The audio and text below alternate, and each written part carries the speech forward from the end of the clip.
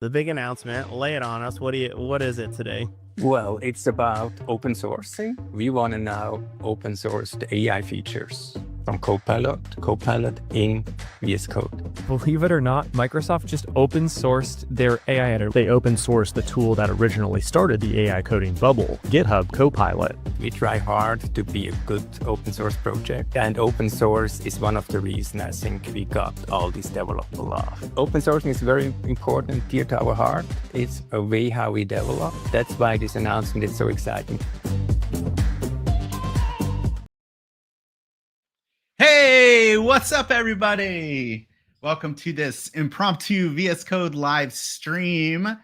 If you didn't see the news today, we are officially taking the first step in the big announcement that we are open sourcing the GitHub Copilot Chat extension in Visual Studio Code. And as you can imagine, that's a big project, and it starts today. We've taken the first step and initiated phase one of that, which is making that extension public, live, open source on GitHub as it is today. We've got a blog post out about that that will drop a link in here shortly. And to get you started on that, folks, if we think back to the announcement at Build, if you saw Build where Satya made this big announcement about the open sourcing of the GitHub Copilot Chat extension, so like, what does that look like? Well, it is, initial steps are making the extension open source, but eventually we're going to bring all of that into the core of VS Code so that VS Code is just the world's open source AI code editor. So that's where we're headed with all this. This is the first step. We're doing this completely in the open. We're doing it with all of you. And as part of that, we're giving you everything as it happens, bringing it to you play by play so that you miss nothing. And we're going to do it all in the open. And so this is phase one. We're excited to bring it to you. And I have joining me today, Rob Lourens. Rob, I've been calling you Rob Lourens. Is it Lourens or Lourens? Lourens, but either is fine. Close enough. Good. Okay. I just want to make sure I've been mispronouncing your name for the last 5 years. Rob's a principal developer on the VS Code team and deeply involved in the GitHub Copilot project for a while. Rob, yeah? Yeah, I've been on the team since 2016. Yeah. So that's an eternity in technology. That's like, 100 years. And so today we're going to talk about this announcement, phase one, what it means, what we're actually announcing today. And then I think we're going to do a few demos, right? And just kind of take a look at this and what we're doing here. Yeah. So first, maybe just kind of give folks some inside baseball here on like how this thing actually works from like, how is it set up? How is the team structured? Who builds this? So the VS Code team builds the Copilot extensions that are the Copilot Chat extension in VS Code, right? So since it's so tightly integrated with VS Code, we just want to make sure that we are kind of working on both sides on the VS Code core and the Copilot Chat extension, right? And so the Copilot Chat extension, which drives the my screen, thank you. Got it. Sorry about that. Yeah, which drives the chat panel, and then the many of the other chat experiences that you have, inline chat in your editor, terminal chat, everything else. It works really closely with VS Code, and so we build this, and this is what we've open sourced. So when you say we build this, you're saying the VS Code team builds this extension. Yep, the VS Code team. But it says GitHub Copilot. Well, we work, very closely with GitHub, and I've got my GitHub hoodie on here, and VS Code. So I think this is just showing you the two sides of the fence here. Very nice, very subtle. I'm not wearing a jacket because it's 100 degrees here in the South right now, y'all.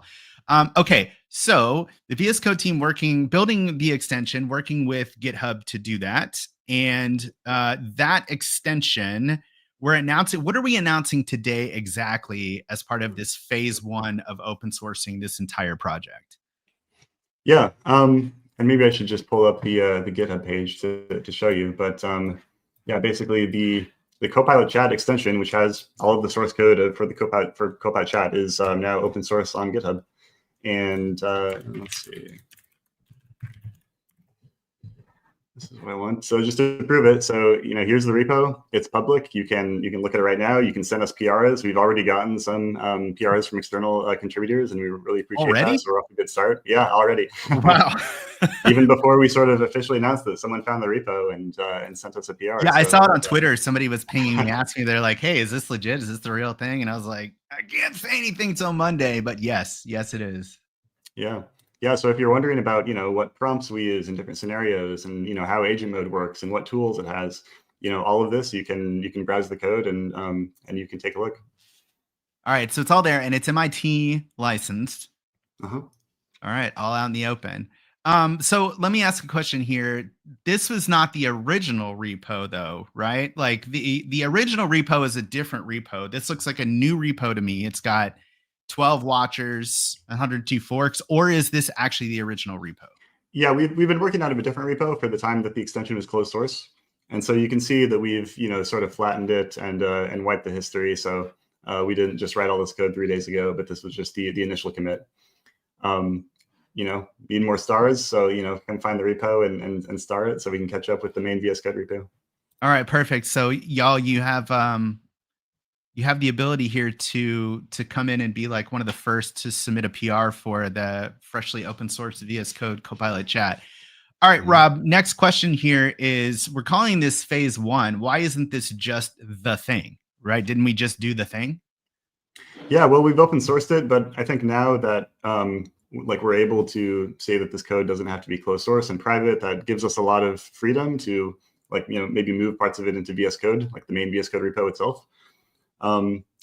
There is already quite a bit of code that sort of drives the chat experience that's in VS Code. The stuff for the UI and things, which isn't contributed by an extension. That's already in the VS Code repo. But I think that we have a little more latitude and not making architecture decisions based on whether code has to be private or can be public, right? And so I think you'll probably see us rearrange some things over the next few months as well. Okay, very nice. And I noticed that the issues isn't enabled. Should we enable that? Yeah, issues we won't track in this repo. So issues, you've probably seen we've been tracking these in the VS Code Copilot release repo for a long time. But really, we're just going to be moving issues for Copilot Chat into VS Code because this really is just a VS Code feature. If we're just trying to make VS Code like the best AI editor out there, then this is where we want to track issues, and this is where we want to have our code. So where do people open issues? Here on VS Code? Yeah, so new issues for Copilot Chat should be in VS Code. And if you want to see some of the issues out there, if you look for labels, you type chat. You can see we have a whole bunch of chat related issues already. So if I click chat agent, then I can filter to all the chat agent issues that I've tagged and got quite a few of these. And we've still got quite a few issues in the Copilot release repo as well, but we'll probably be moving those over. And this is where the main source of truth is going to be. All right, let me just check real quick because it's saying that our YouTube video is private. So let me just check and make sure that's not the case. I'm just talking to myself. Make sure we are live. No, we're live. Yeah. I'm just double checking here. Boop. Let's see here. Yeah, there we go. I heard myself. I'm a little delayed. All right, chat. I'm only seeing comments from Twitch, and so there might be something going on there, but yeah, I see you though. What's up, Mike? Hi, YouTube. What's up, Pet? All right, perfect. All right, so Rob, what are we doing today for folks? I think you had something in mind, right? Like, what were you gonna do? You're gonna rebuild. You're gonna build a new extension, or you're gonna solve all the AI problems right here, right now. Yeah. No, I figured I'd just give you guys kind of an overview of what you're looking at when you're looking at the extension, where to find some of the key interesting files, or how to get started if you want to clone it and build it and start playing with it today. And a little bit about the development workflow and things like that. Lovely. Let's get into it. Great. Yeah, so let's see. So I've got the repo cloned here, VS Code Copilot Chat, and you can go check this out right now. So I think that if you want to take a look at the code and kind of see what you're looking at, a good place to start is our contributing.md file. So here we're telling you, how to get started building the repo and a bunch of tips for working within it. But basically, all you have to do is, clone it, run npm install. Setup steps are here, and then you can just run it like a regular extension. And you can make changes and try to fix your bug, or you can tweak our prompt and see what happens. And it's all quite easy. And so is there a lot to do to set this up, Rob, or is it basically just an npmi, pretty straightforward? Is there any like gotchas or pitfalls that people need to know about here? Not really. So like if you look at the first time setup, like you'll see, maybe you need to run the script on Windows, run npm install. This step is optional. Probably it's just if you're running certain types of tests that you would have to do before you submit a PR. And we could talk more about that later. But just if you want to just like debug the extension and just play with it, you don't even have to do that. It's just npm install. You can run the build task normally just by hitting Command Shift B. So if I do that, I think it's already running. But yeah, so it starts these the build tasks, the building the extension, and then just hit debug and go. Very nice. All right, so that is as easy as it can be. And then this launches the Copilot Chat extension inside of a.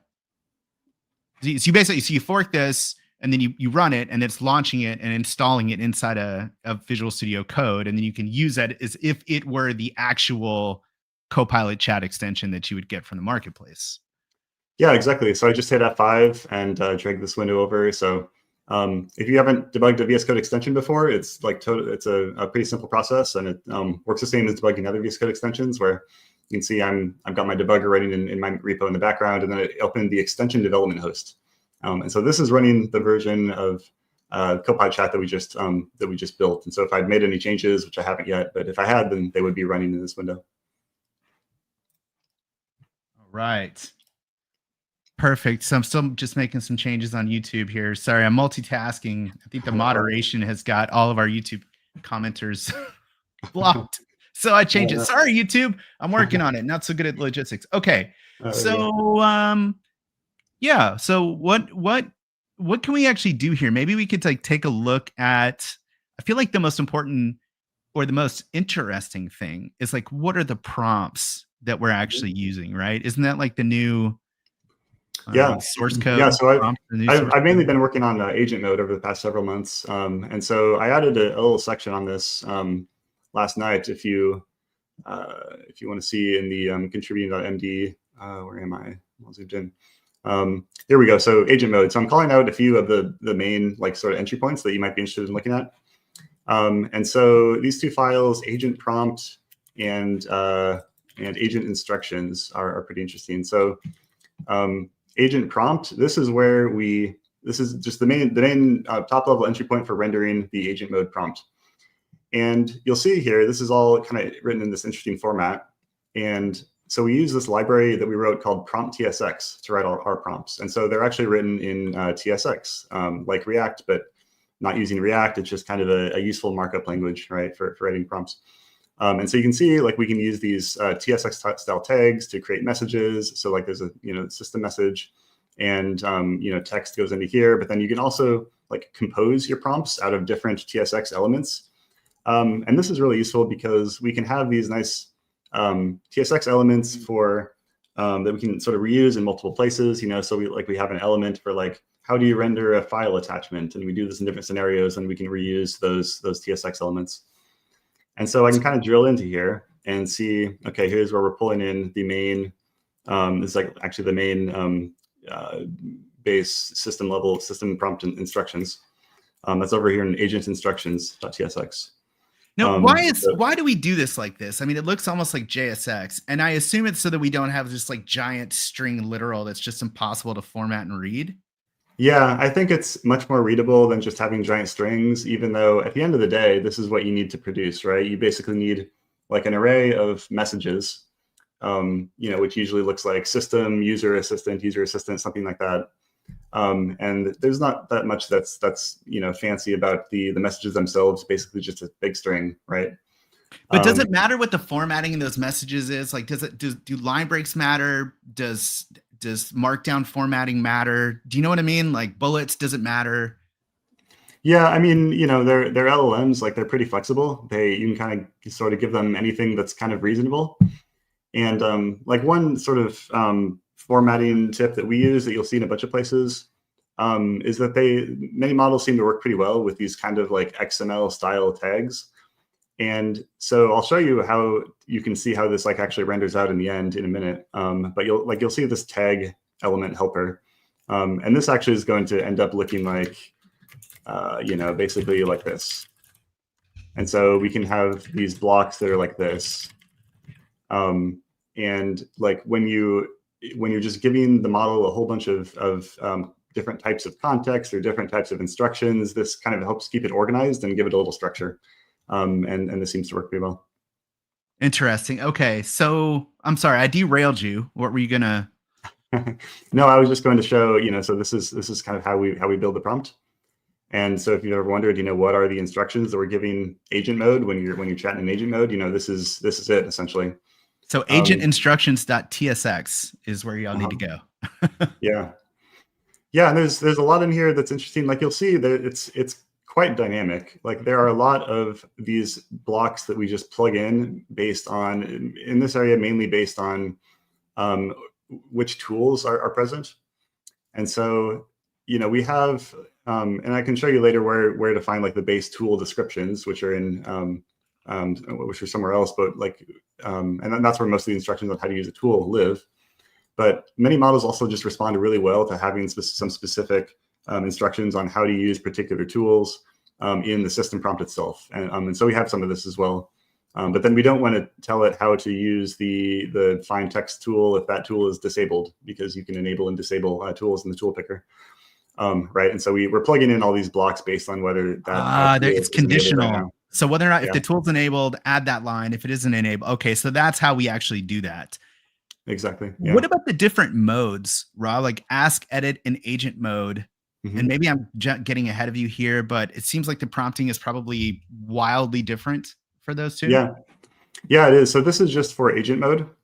And so agent mode, it's used, if you have agents in the agent mode picker, but also if you are using a custom mode, which we are experimenting with. And that's basically just like a customization of agent mode. And we ask mode and edit mode are kind of their own beasts though. And can I find it off the top of my head? Edit instructions, ask instructions.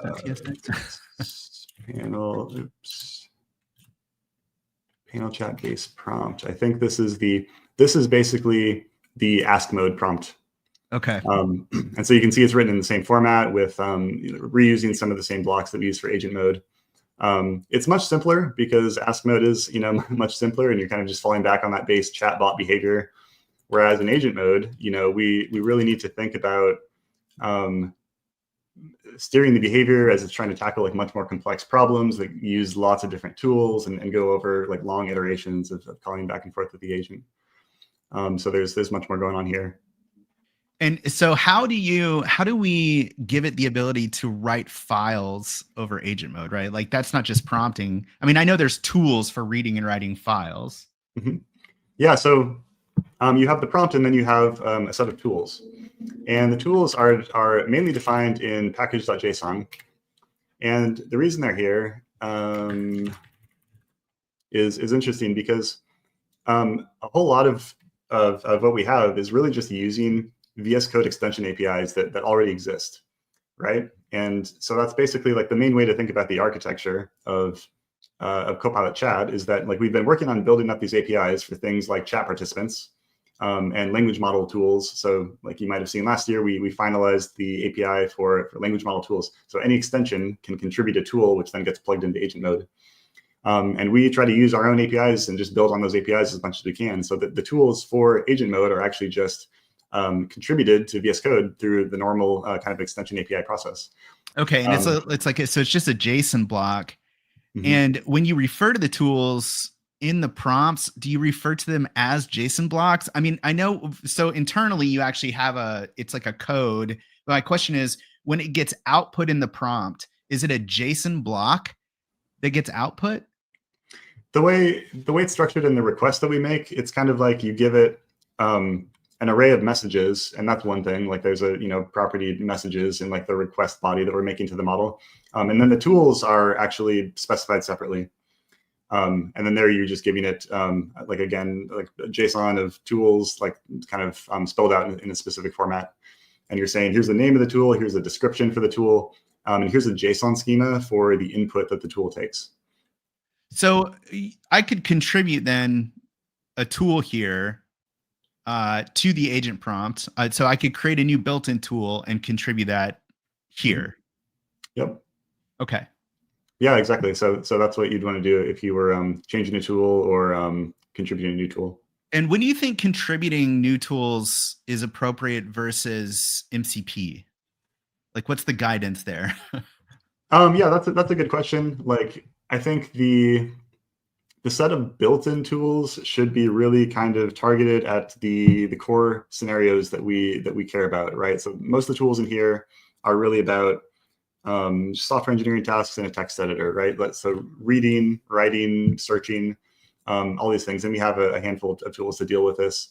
And then also kind of a longer tail of tools for things like running tests through that are like discovered through VS Code's test API, and working with notebooks, and like creating new workspaces from scratch, which we have some specific tools like for that scenario. And like if you're thinking about extensions or MCP, anytime where I think you're integrating with external services or things that somebody sort of wants to customize for themselves, makes more sense there than in a built-in tool. Okay, that makes sense. And for chat, just so you're aware, there's two sort of different ways to get tools. Some of them are built in here, but then if you add MCP, those show up in the tools dropdown as well, and they're treated like tools, right, Rob? I mean, it's the same difference to the model. It's either calling a built-in tool or it's calling an MCP tool. Either way, it's just a tool. Yeah, exactly. It's the same thing in the end. So I wonder why don't we just have, why is it not an MCP server for VS Code? You know what I mean? I mean, well, first, I guess MCP didn't exist when we were doing this. Oh, yeah.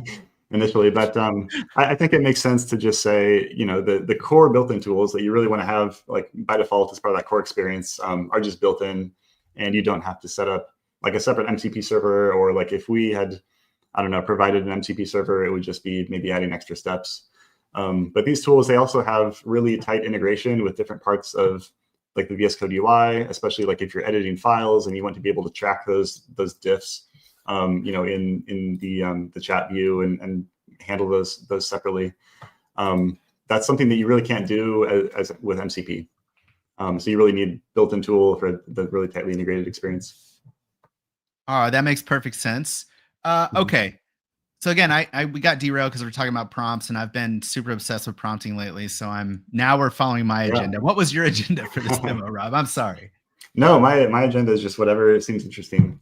I guess something else that I can point out here. So like I said, this is where we're building the prompt, and it is dynamic based on tools that are available. It's also dynamic based on the model that you're using to some extent. So here's one example where I just plug in this prompt snippet for GPT 4.1 specifically. And we actually include this in a couple places, but like, different models just have different personalities and sort of different core behaviors. GPT 4.1, for whatever reason, you've probably seen sometimes it likes to stop and ask questions when I sort of just want it to go and do its thing, right? Like it just wants to make sure we're on the same page, but we try to nudge it a little bit in the direction of just, keep going, like, use the tools, just try to figure things out yourself. Don't stop and ask questions unless you absolutely have to. So this is something that... Sorry, Rob, keep going. Something happened to my camera, man. I'm working on it. Keep going. Still here. Yeah, so this is something that we just plug in for GPT 4.1 specifically that then doesn't show up for Claude. And so another thing I think is interesting, like you'll see there's some references in here to different types of edit tools, and then we plug in different instructions for different edit tools. And so we have a few different edit tools that we use, and we find that different models maybe are more suited for different methods of editing than others. And so we swap out the edit tools differently based on which model you're using. And so for GPT 4.1, let me start with the insert edit tool, which we call it. So this was the original edit tool that we had. At one point, we only had one. And And this is really a really flexible and generic one, which actually asks the model to just output some code, like basically just write the code that you want to insert, and you can use these. Let me see if we reference it in here. Use these like / existing code markers to indicate where you just want to leave some code alone. And then we actually take this and we give this input along with just the current state of the file to another LLM, which is like a custom model that we have, which is just fine-tuned on like applying these patches specifically. And then that turns and comes back and spits out just the full file, which is rewritten to apply this patch. Okay, so that's how the code actually gets written. The AI isn't actually writing the code; it's just passing it off to a different model, which actually has the job of. So for this tool, yes, for the other edit tools, it's more like the model's actually writing the final code. But I'll show you how those work in a second. Okay.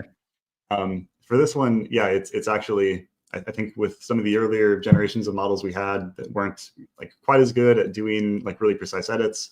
And this lets use a fine-tuned model to then apply these basically like fuzzy kind of suggestions that we had originally. And why are the line breaks in there?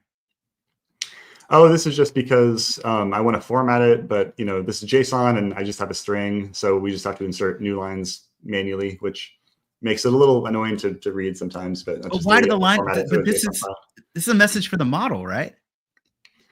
Well, in this case, like here, I'm giving it a code sample, like an example of how to format code, and I just felt it would make more sense with line breaks, so it looks more like a typical code sample. I mean, that's been my experience too. Like the line breaks and the formatting matters to the model to a degree, not as much as it matters to us, but it still does matter.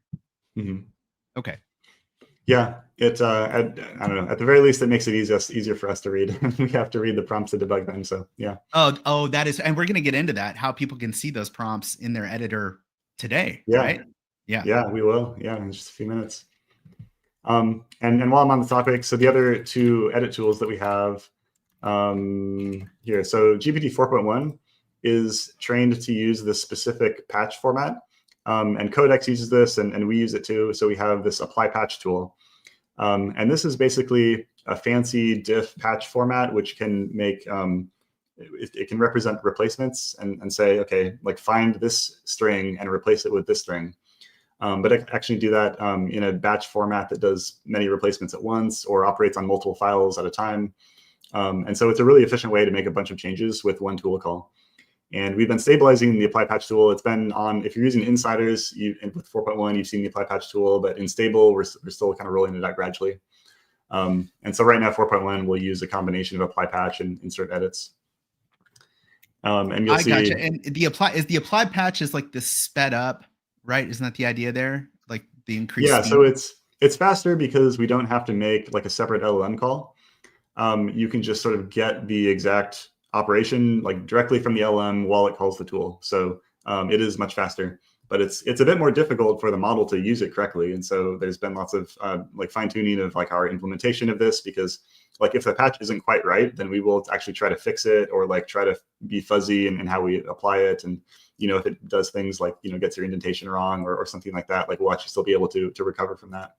Yeah, because that's important. Otherwise, it's just going to mangle your code files, which still does happen on occasion, but not nearly as much as it used to happen. I remember in the early days of Copilot. Yeah. We're still getting better at what's the right way to format the examples, like you'll see here, and also in the prompt, and what instructions do we give it, and how do we recover from patches that are not generated quite correctly. So man, stochastic. What do you even call this like new era of trying to work with a system where the output may or may not be the same 10 out of 10 times? Yeah, exactly. We have another edit tool then, which is what we use for Claude. And this is a much simpler, kind of similar idea as the apply patch tool, but just doing a replacement. So you basically just say, here's the old string, I want you to replace it with the new string. And it's not quite as fast because it can only make one replacement at a time per tool call. right? So if it wants to change code in 3 places in a file, it has to call the tool 3 times, and that's 3 round trips back to the model. But it is also simpler, and then yeah, maybe it's easier for the model to use it this way. But when is it better to do that versus having the model just blow away the file and rewrite it from scratch? Just rewrite the whole thing. We don't want it to do that. Why not? Yeah. I mean, the kind of thing you're talking about, like when it, if it says, oh, hey, I'll create a new file and like just write all the code there and then copy it over to the old file or something like that. It usually only kind of gets into that mode when something has gone really wrong with its previous edit tools and it's trying to recover from that. Yeah, if that's the kind of thing you're talking about. Well, yeah, because I've noticed this strat in other tools where LLMs will get into a loop and they'll hit an error like 3 times. They'll be like, you know what? There's like a missing brace in here or something. I don't know where it's at. I'm just going to blow this file away and recreate it from scratch. And I was just thinking, well, why not just do that every time? Is that just a, do you know what I mean? Instead of trying to replace a block and do a diff, isn't it easier to just have the model just blurt the whole? Well, it would be like the time when you're waiting for the request to finish. Like that's just how long it takes the model to generate all the tokens that it needs to generate. And if it's re-emitting the entire file on every request, that's going to be very, very slow. Okay, so it's a performance issue. Yeah. Okay. Yeah, and we're talking the difference between a request taking a couple seconds and like a minute, right? Because doing a very, very long response from the model takes a very long time. Okay, so the length of the response coming back from the model affects greatly the speed at which the model responds. Yes, definitely. I did not know that. I thought it was the size of the context window going in that affected, but I guess there's an ingoing and an outgoing context window, and both of those affect the speed. Yeah, okay. The ingoing one matters quite a bit too, right? And then it's more complicated when you think about things like prompt caching, and the input tokens are those new tokens or cached tokens, which is really fast to process. Or this is really fascinating. I think, like myself and a lot of people think like behind the scenes, like it's just, like it's simple prompting, but there's a whole lot more that goes into it besides just that. Yeah. All right. Yeah. So the editing tools, and I think I was just saying that because, you'll see that we put in different blocks of instructions based on which editing tools you're using for the model. Yeah, that's essentially the prompt. I think something else that's interesting, maybe, if you look through here, you can see a bunch of the different types of context that we kind of include by default. And so, for example, okay, here's where we give it a hint about which shell you're using, right? Because it needs to know if it's going to run a terminal command, is it going to generate bash commands or PowerShell commands? Like, it's really important to get that right. And then like this is another TSX prompt element, and I can see, okay, here's where it gets plugged in to the prompt. And here's what the user's OS is it Mac or Windows or Linux, and we give it the current date just because that seems helpful, just to make sure it knows maybe that the training date is out of date and if it needs to do a search. We also tell it what your like the name, the file path of your active editor. And where your cursor is. So you ask a question, like if it thinks that you're asking about something that you're looking at, then it can use tools to like read the file and learn more. And so this isn't where, like in this mode, we're not giving it all the content of the file because we want to try to like save tokens when we can to keep things quick and focused. And this is separate from the implicit context sort of thing, where if you have this turned on, it does, include content that you're looking at. But here, this is just like a simple hint about what the user is looking at, and then the agent can decide whether it's worth following up on that. So we do that automatically, even if you don't include the file? Well, so we're trying to move to a mode where we don't have this necessarily in agent mode. It's really a long story that we don't have to get into, but I think we'd like let me just say my philosophy around this for agent mode in particular. For ask mode, it's maybe kind of a different interaction.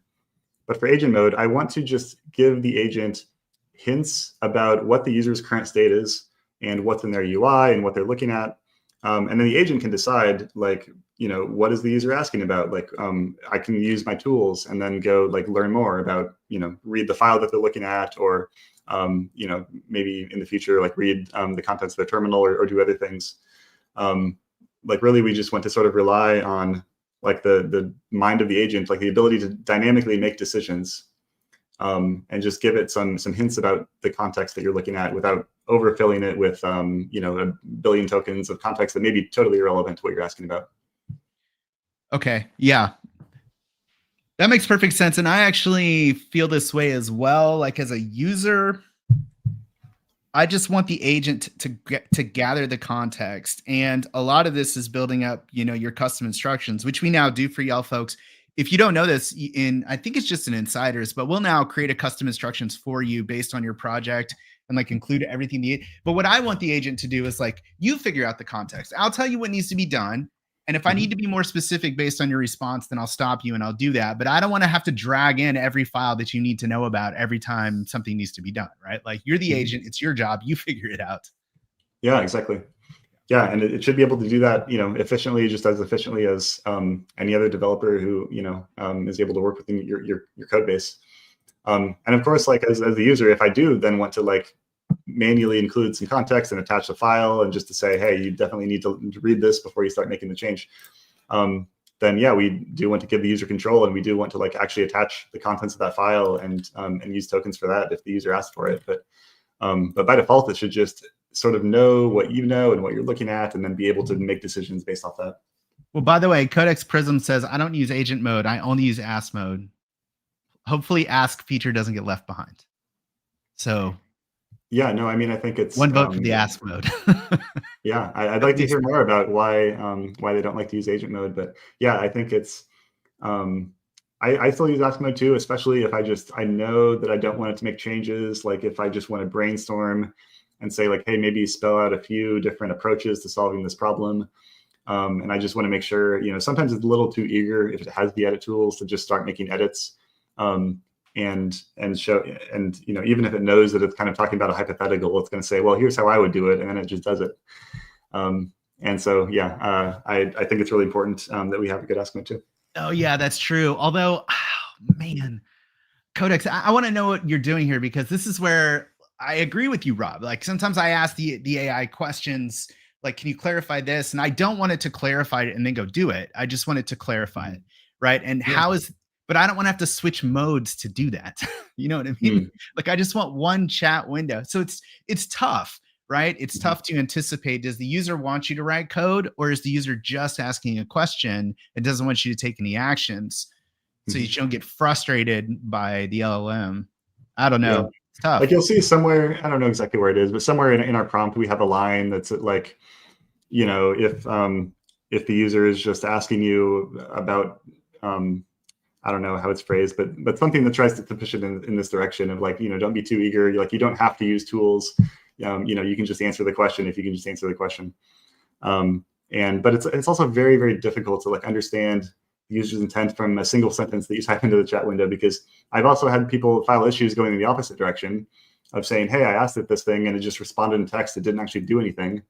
Right. And, I look at their example and, well, maybe they're actually asking in kind of a passive voice and maybe implies that they want to do it, but doesn't tell the model to do it.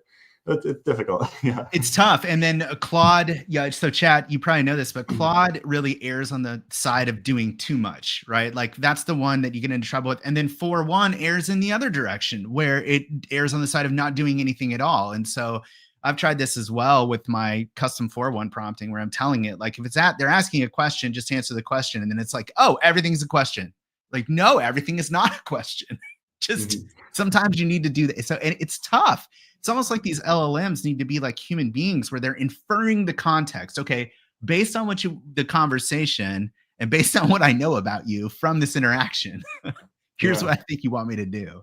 There's really a lot of implicit, really subtle context in human interaction, right? If I say fix this bug, it might mean write 2 lines of code to fix the bug, or it might mean like fix the bug and then write unit tests and then send a PR.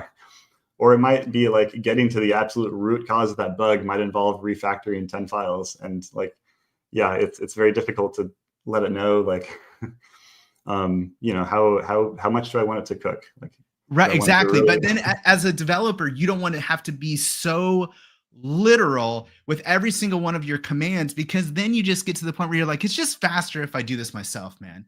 I don't want to have to spell out everything to this model that it needs to do to get the job done. So There's a balance, but I feel like we're getting closer and closer and closer to a spot where the agent usually does 8 out of 10 times what I want it to do, more or less.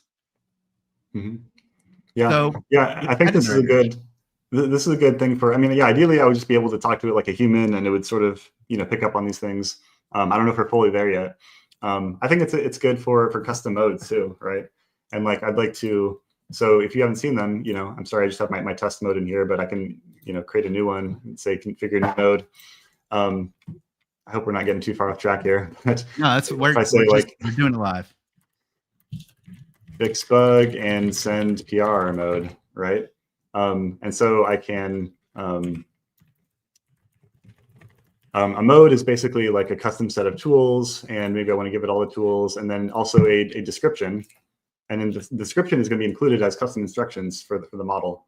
And I could show you in the prompt like where we include the custom instructions, but if I create my mode and say like, wait, where did you get all those tools? How'd you do that? So this is pretty new, but the configure tools code lens here, I can click this and it brings up the tool picker, basically the same tool picker that you see just in the chat input box. And here you can see all the tools that we have, and then I can just sort of include the tools that I want to like use for this mode, right? And so, for example, I could have one that's like only searching my code base, but it can't make edits. Then it would look like this. And okay, so you could create a mode like so that would be like you could literally create an ask mode here where you just remove the ability of the thing to write any code at all. Yeah, essentially. Yeah, that's not the way that ask mode works today, but I think that's the way it should work, where it should just be another sort of customization of the core agent prompt. Gotcha. Okay. Let's see a question here. Is there a way? Sorry, somebody asked about using Light LLM. Oh yeah, can we use gateway tools like Light LLM to connect to other models? And yeah, we've had Bring Your Own Key for a while, but I don't think Light LLM is in there. Open Router is Light LLM. Yeah. Grok is there. Open Router's there. So let me show you where you can find our BYOK implementation. So if I go into the extension, source extension BYOK, and under here I can see basically all the BYOK providers that we've implemented, right? So I can see like one that talks directly to Anthropic or talking to models in Azure. We have this provider called Cerebrus, which is really cool. It's really fast. What is that? What is Cerebrus? I don't know a whole lot about it, but is it a gateway?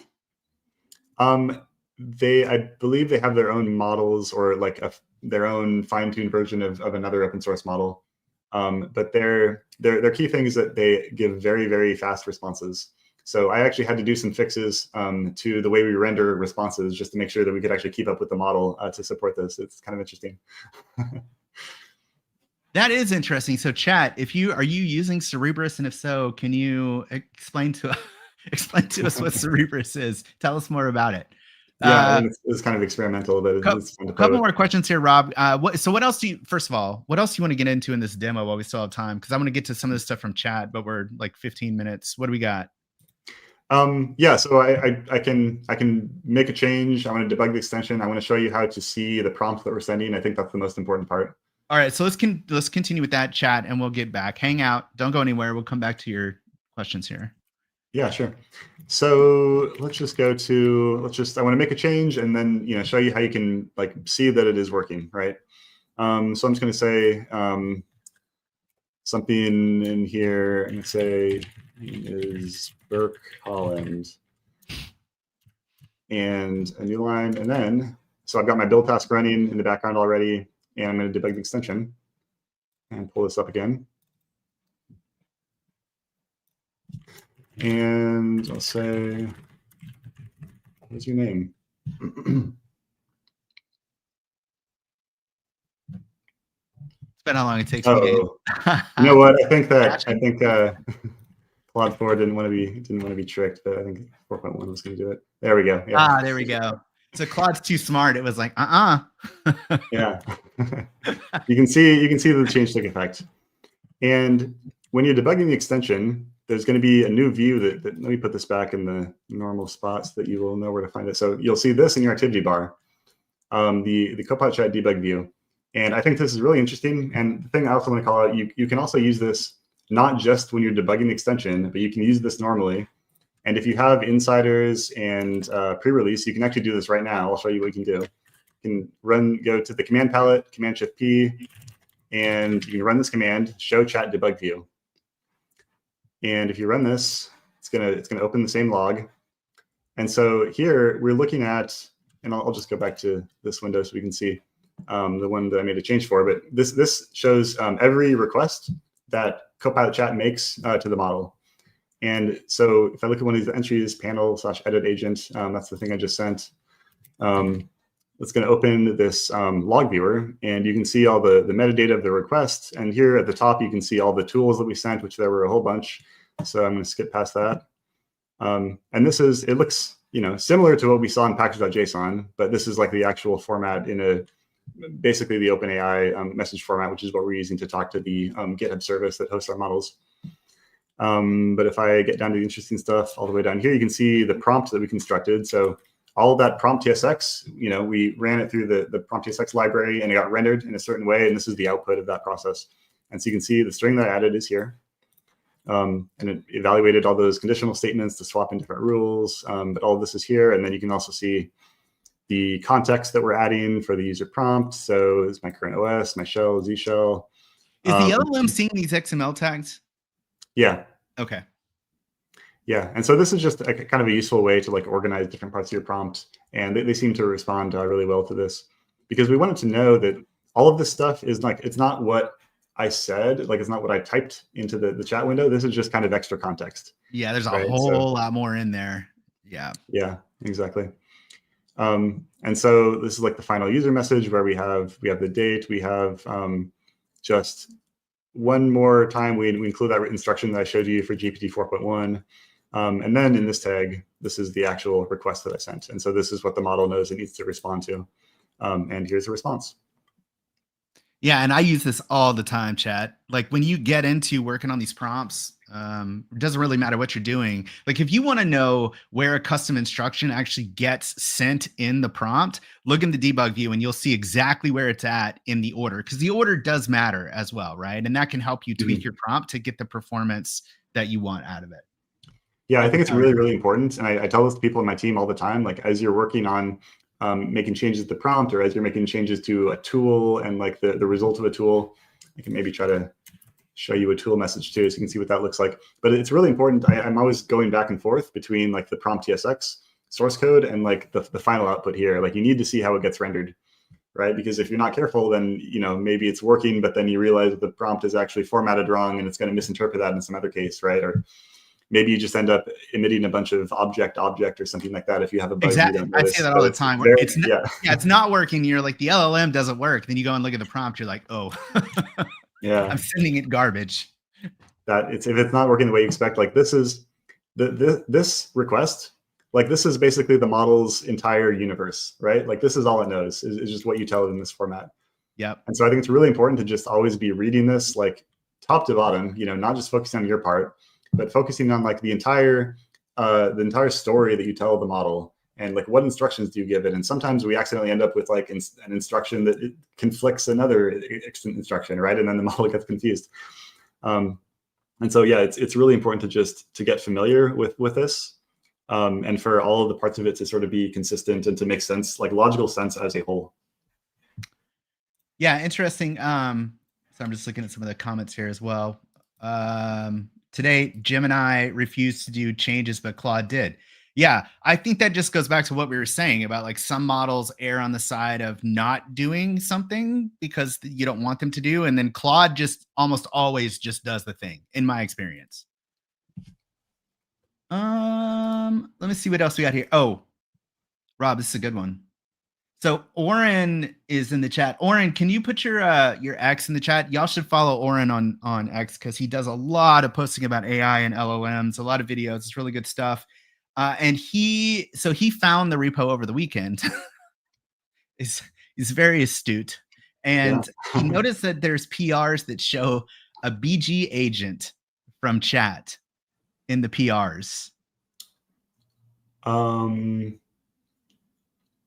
I don't know what that's referring. Oh, well, we've been doing some work on integrating the GitHub Copilot coding agent, which is like the agent you can use that works in the background on your GitHub issues. And we're doing a bunch of things to sort of be able to invoke that from VS Code. And yeah, I think that's probably something he saw. I haven't been involved in that work, so I don't know exactly what he saw, but yeah. Yeah, there's a lot of work happening there, Oren. He's picking up on things. You can't get anything by Oren. It's a great question. Hashim as well. Hashim, you should also put your Twitter or X or whatever it's called in the chat. So folks, I'm trying to give shout outs to folks who post great stuff there, because I follow these folks. I learned from them about what we're doing, Rob. By the way, I learned from other people what's happening. Can I make a custom chat mode use a default model? Like, can I say, here's a plan mode, and it's always going to use Gemini 2.5 Pro? We don't have that yet, but it's on the plan. Actually, I think I saw Martin working on that, so it's coming. Okay, there you go. All right. Yeah, anything I else? think a big benefit of us being open source is that, in the past, it wasn't always clear whether some of our plans and our issues should be public or can be, or should be private, or, which repo things live in. I think it's going to be really good to just get back to a place where we're doing all of our planning and all of our coding, everything is just happening in the open, right? Because this is the way we've done, much better. Yes. Yeah, we've been doing it this way for VS Code for years, right? Pretty much everything we do is in the open. I think that's really just part of the DNA of our team, and I think it feels really good to be able to do it that way for Copilot Chat too. So. Oh, I 100% agree, and. Yeah, I don't know how excited everybody else is for this announcement, but we're so excited because this is just how we just much prefer to work this way. Let's just do it all in the open with all of y'all. Oh, yeah, so there's no secrets about which features are coming, and what we're working on for custom chat modes or background agents or whatever. It's all there. Exactly. I hate having to see a lot of this stuff. Yeah, you can see some of this in our every month let me just pull it up, I guess. We publish an iteration plan, which just kind of describes the work we're going to be doing. And in the past, most of the items we were doing for Copilot Chat were in a private plan that we couldn't show you, but most of it is in the public plan this month, and will continue to be in the future. So you can see a bunch of the items here, about custom modes and all these other things that we're working on. So yeah.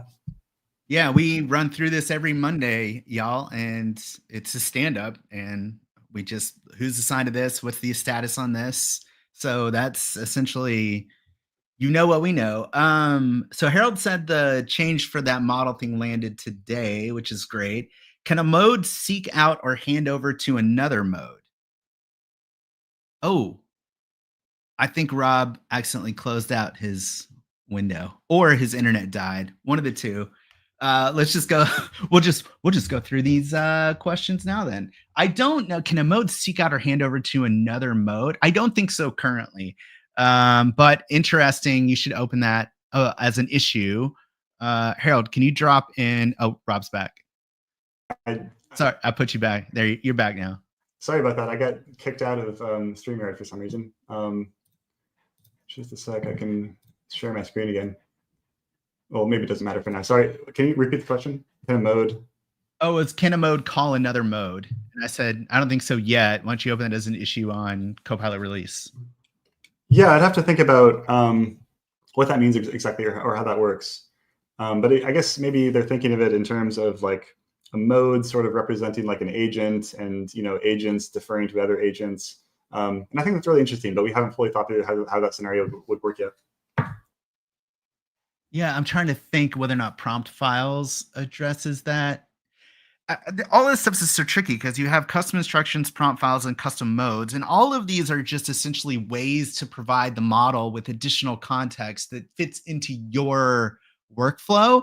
And no one really knows what those workflows are yet, which is the other great thing about, you probably talk about this all day, Rob, this trying to define new ways of working and answer these questions that no one knows the answer to because they've never been asked before. Yeah, exactly. I mean, what we're trying to do right now is invent a new way for humans to interact with computers, right?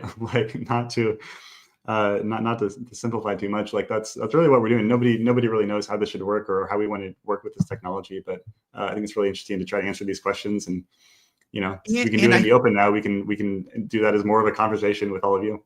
Oh, I so agree with that, right? Like, because we're trying to define this stuff and no one knows, but we're all doing it. And so if we can all provide input at the same time, that's just going to result in better workflows and better tooling for everybody. And that's the beautiful part of open source.